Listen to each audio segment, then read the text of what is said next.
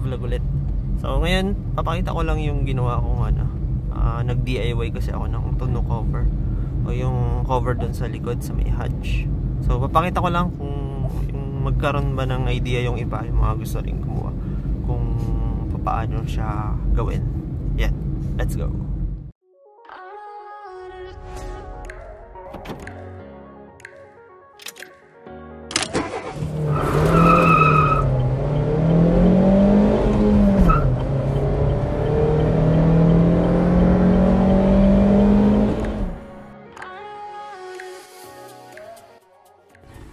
So yan, ganyan siya. Ayun.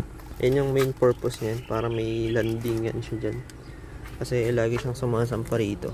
So pag maarangkada ako bigla, nauhulog. So yan yung purpose niyan. Tsaka takip na rin. Cover kung sakaling may mga gamit din sa likod. So ganito ko siya ginawa. Dito ko siya tali lang ang sintas ng sapatos, tapos nakabitin dyan. Tapos, ayan, may butas dyan. Ito. Ayan, ganyan. Ganyan siya. Magkabila. Dito din. Ayan. Ang haba nito, 3 feet. Tapos, itong haba nito, 1 feet. So, 1 foot. So, 3 by 1. Merong konting clearance dito. Tapos, may uka rito para hindi tumama sa boom. So, bali, 1, 2, 3, 4, 5, 6, 7, 8 na tali. So dito siya nakatali. Tapos yung doon dito. So yan, ganyan ko siya ginawa para yung ibang gusto rin gumawa may idea kung paano gawin. So ganyan yung configuration ko. Baka yung iba may maisip na ibang configuration kung paano siya gawin. Ito, babalutan ko pa to ng kulay black na cloth kasi kitang kita siya sa labas. Yan. Yan, ganyan siya. So safe yung dog. Basta make sure lang na walang tatamaan pag sinara yung hatch. So, kaya may iuka siyang ganyan, diba? Ayan, nagustuhan naman niya. Babalutan ko pa yun ng cloth kasi nga, ayan, kitang kita siya sa labas kasi kulay white. Gusto ko kulay black din. May binili akong cloth doon na pangbalot. Gusto ko sana lagyan din ng foam, kaso naisip ko baka bumigat kasi medyo manipis lang yung plywood. Hiningi ko lang yun sa neighbor, so ritaso lang siya. So yun, ganun lang siya gawin para magkaroon din ng idea yung iba. Tsaka baka may mas magandang idea siguro. So ako, so ganun yung configuration ko. At least hindi na lang siya sasampa dyan, nakasabit siya dyan. Ayan, yan, ganyan kasi ginagawa niyo. Kaya pag umaarangkada ako, minsan nalalaglag. So ngayon, ayan, ganyan. Alam yan? Yan nga lang, hindi siya namamansin pag naging dyan. So ayan. So, feeling ko effective naman. Ayan. Gustong gusto kasi niya sumasabit dyan eh. So, pag napabigla ako ng arangkada, minsan nahuhulog. So, yan. Safe na siya. So, lalagyan ko na lang ng cloth para medyo aesthetic naman. Papakita ko na lang mamaya. Ito yung cloth na sinasabi ko. Meron siyang adhesive. So, ididikit lang siya. Mahaba to. So, para mas maganda siyang tingnan. Aesthetic. So yan, didikit ko na lang. Ayan. Ang gagawin ko, lagyan ko ng allowance para may tupi ko sa likod. Para hindi yung sakto sa edge. Ayan. Ayan siya. Hanggang dito siguro. Sa guhit na to. Tutupi na lang na ganun. Yun.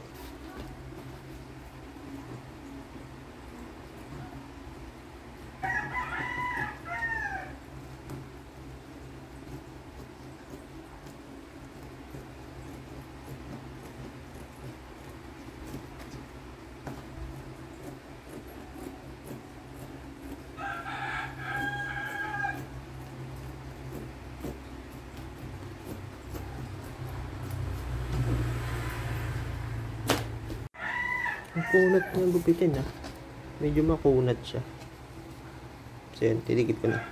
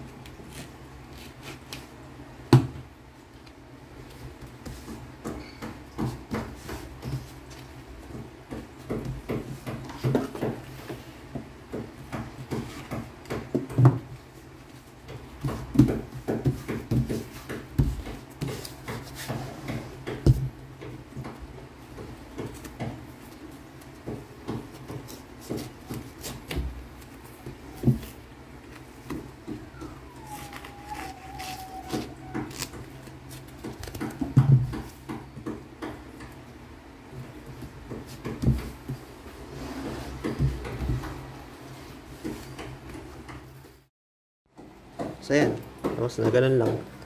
Para maganda yung pagkakalapat. Nahihilat. Ba natin lang sa pagdidikit. Hilahin lang. Okay lang na ganyan yung itsura yung likod. Ayan. Hilahin lang na maigi to.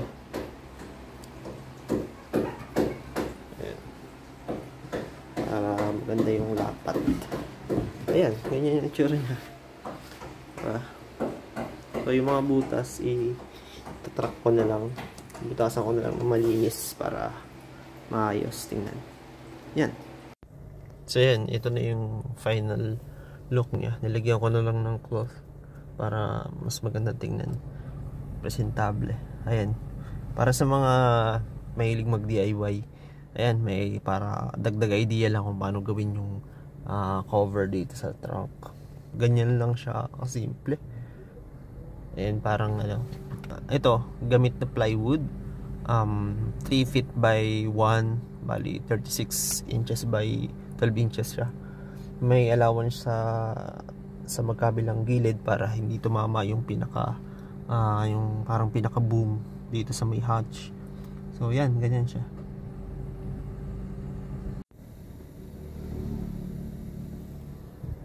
So yan, Maraming salamat sa mga nanood at hanggang sa muli. Peace. Nightmares creep while you and me repeat. This bittersweet heat is suffocating. I'm waiting and always hesitating. Kryptonite desires set my heart afire.